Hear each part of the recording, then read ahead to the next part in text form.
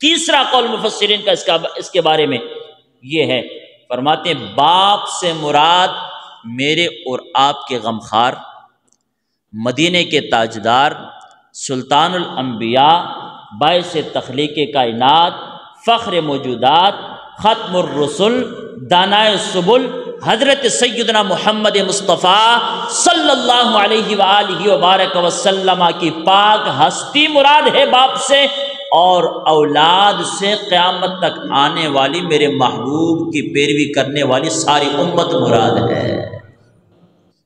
یہی وجہ ہے کہ میرے آقا علیہ السلام نے ارشاد فرمایا امتیو غلاموں میں تمہارا باپ ہوں، میں تمہارا باپ ہوں۔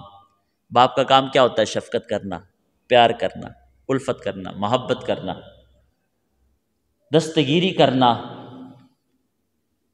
الفت و محبت اور شفقت اور دستگیری کرنا اور مشکلات اٹھانا اولاد کے لیے، باپ کا یہ عمل ہوتا ہے۔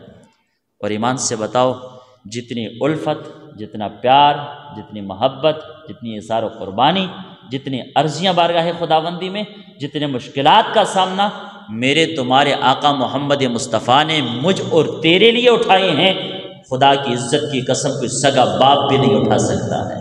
اس لیے مصطفیٰ نے فرمایا غلاموں میں تمہارا باپ ہوں، میں تمہارا باپ ہوں۔